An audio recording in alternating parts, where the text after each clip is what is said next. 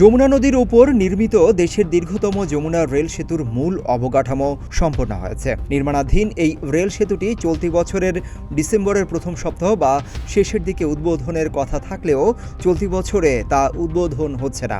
তবে জানা গেছে আগামী বছর 2025 সালের জানুয়ারি মাসের প্রথম বা দ্বিতীয় সপ্তাহে উদ্বোধনের সম্ভাবনা রয়েছে বলে জানিয়েছে প্রকল্প সংশ্লিষ্টরা।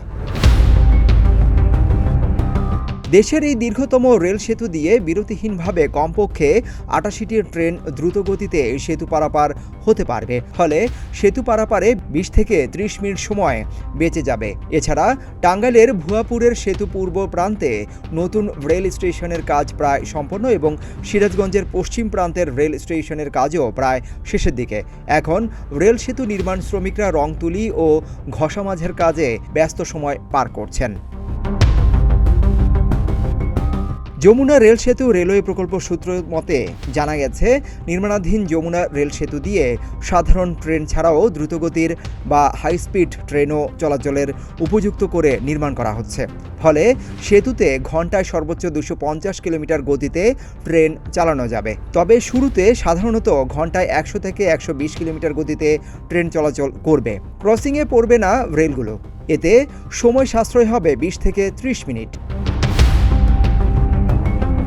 2016 সালের ডিসেম্বরে নেওয়া প্রকল্পে চূড়ান্ত নকশা প্রণয়ন সহ সেতুর নির্মাণ ব্যয় প্রথমে ৯,৭34 কোটি ৭ লাখ টাকা ধরা হয়েছিল, কিন্তু পরবর্তীতে এর মেয়াদ ২ বছর বাড়ানো হয়, যা ১৬,৭৮০ কোটি ৯৫ লাখ ৬৩ হাজার টাকা দাঁড়ায়। এর মধ্যে দেশীয় অর্থায়ন ২৭.৬০% এবং জাপান ইন্টারন্যাশনাল কোঅপারেশন এজেন্সি জাইকার ঋণ দিয়েছে ১২,১৪৯ কোটি টাকা, যা প্রকল্পের ৭২.৪০%। এই রেল সেতুর সমান্তরাল dual gauge O double track সহ প্রায় ৪.৮০ কিলোমিটার রেল সেতুর দুই পাশে ০.০৫ kilometre viaduct, ৭.৬৬৭ kilometre railway approach embankment এবং লুপ সাইডিং সহ রেল লাইন নির্মাণ করা হবে। প্রকল্পে রেলপথের পাশাপাশি সেতুর গ্যাস সঞ্চালন লাইন নির্মাণ করা হয়েছে।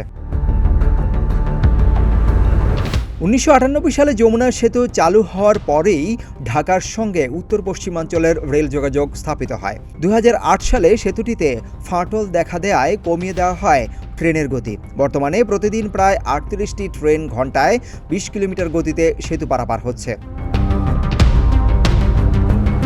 এসব সমস্যা সমাধানে সরকার যমুনা নদীর উপর আলাদা রেল সেতু নির্মাণের উদ্যোগ নেয়। ২০২০ সালের ২৯ নভেম্বর সাবেক প্রধানমন্ত্রী শেখ হাসিনা ভার্চুয়ালি সেতুটি নির্মাণ কাজের ভিত্তিপ্রস্তর স্থাপন করে।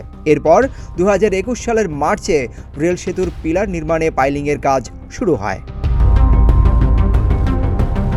সিদ্দিকুর রহমান রোমন, প্রতিদিনের বাংলাদেশ।